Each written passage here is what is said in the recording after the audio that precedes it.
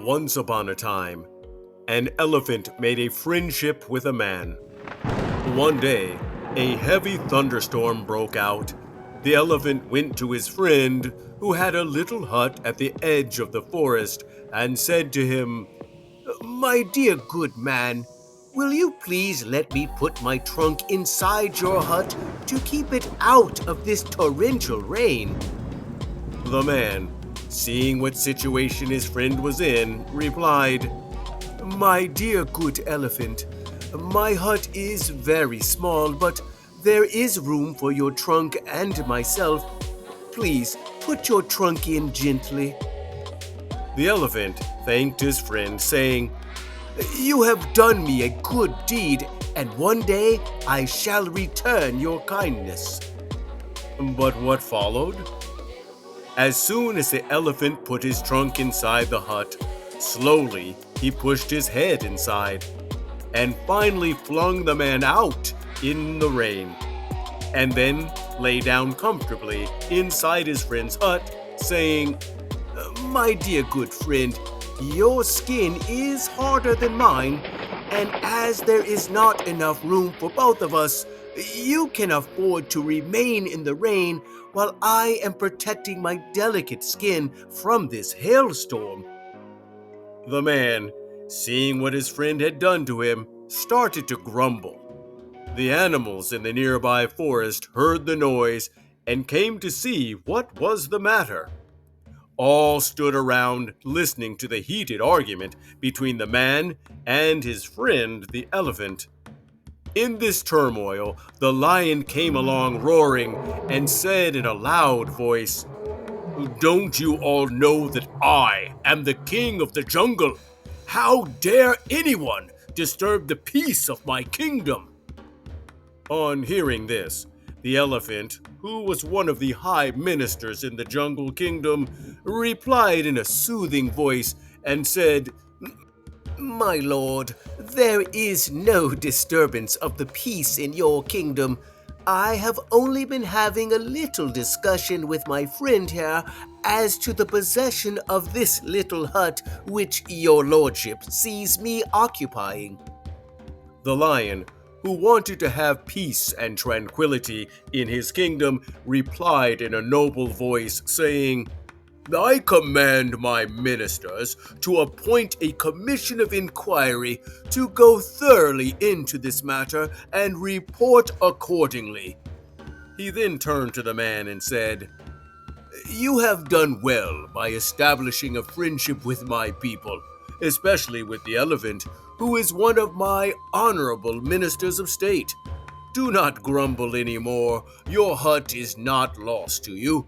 Wait until the sitting of my Imperial Commission, and there you will be given plenty of opportunity to state your case. I am sure that you will be pleased with the findings of the Commission." The man was very pleased by these sweet words from the king of the jungle, and innocently waited for his opportunity in the belief that naturally the hut would be returned to him. The elephant, obeying the command of his master, got busy with the other ministers to appoint the commission of inquiry. The following elders of the jungle were appointed to sit in the commission: Mr. Rhinoceros, Mr. Buffalo, Mr. Alligator, the Right Honorable Mr. Fox to act as chairman, and Mr. Leopard to act as secretary to the commission. On seeing the personnel, the man protested and asked if it was not necessary to include in this commission a member from his side. But he was told that it was impossible, since no one from his side was well enough educated to understand the intricacy of jungle law. Further, that there was nothing to fear, for the members of the commission were all men of repute for their impartiality and justice, and as they were gentlemen chosen by God to look after the interests of races less adequately endowed with teeth and claws, he might rest assured that they would investigate the matter with the greatest care and report impartially. The commission set to take the evidence. The Right Honorable Mr. Elephant was called first. He came along with a superior air, brushing his tusks with a sapling which Mrs. Elephant had provided, and in an authoritative voice said, "Gentlemen of the jungle, there is no need for me to waste your valuable time in relating a story which I am sure you all know. I have always regarded it as my duty to protect the interests of my friends, and this appears to have caused the misunderstanding between myself and my friend here. He invited me to save his hut from being blown away by a hurricane. As the hurricane had gained access owing to the unoccupied space in the hut, I considered it necessary, in my friend's own interests, to turn the undeveloped space to a more economic use by sitting in it myself, a duty which any of you would undoubtedly have performed with equal readiness in similar circumstances."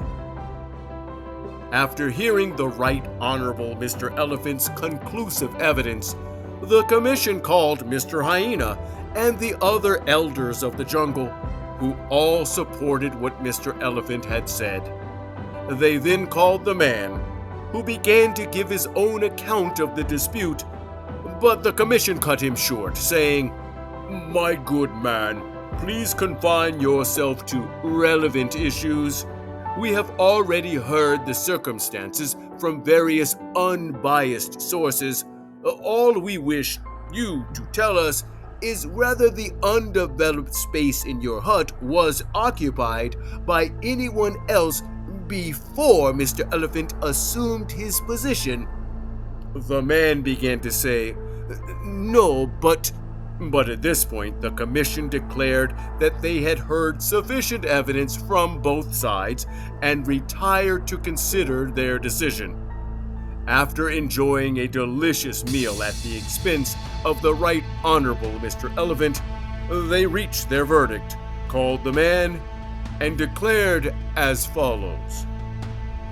"In our opinion, this dispute has arisen through a regrettable misunderstanding due to the backwardness of your ideas. We consider that Mr. Elephant has fulfilled his sacred duty of protecting your interests, as it is clearly for your good that the space should be put to its most economic use, and as you yourself have not reached the stage of expansion which would enable you to fill it, we consider it necessary to arrange a compromise to suit both parties. Mr. Elephant shall continue his occupation of your hut, but we give you permission to look for a site where you can build another hut more suited to your needs, and we will see that you are well protected." The man, having no alternative, and fearing that his refusal might expose him to the teeth and claws of the members of the commission, did as they suggested. But no sooner had he built another hut than Mr. Rhinoceros charged in with his horn lowered and ordered the man to quit. A royal commission was again appointed to look into the matter, and the same finding was given. This procedure was repeated until Mr. Buffalo, Mr. Leopard, Mr. Hyena, and the rest were all accommodated with new huts. Then the man decided that he must adopt an effective method of protection, since the commissions of inquiry did not seem to be of any use to him. He sat down and said, "Ingendati inyagaga poteki," which literally means, "There is nothing that treads on the earth that cannot be trapped." Or in other words, you can fool people for a time, but not forever. Early one morning, when the huts already occupied by the jungle lords were all beginning to decay and fall to pieces, he went out and built a bigger and better hut a little distance away. No sooner had Mr. Rhinoceros seen it than he came rushing in, only to find that Mr. Elephant was already inside, sound asleep. Mr. Leopard next came to the window. Mr. Lion, Mr. Fox, and Mr. Buffalo entered the doors, while Mr. Hyena howled for a place in the shade, and Mr. Alligator basked on the roof. Presently, they all began disputing about their rights of penetration, and from disputing, they came to fighting. And while they were all embroiled together, the man set the hut on fire and burned it to the ground, jungle lords and all. Then he went home saying, "Peace is costly, but it's worth the expense," and lived happily ever after.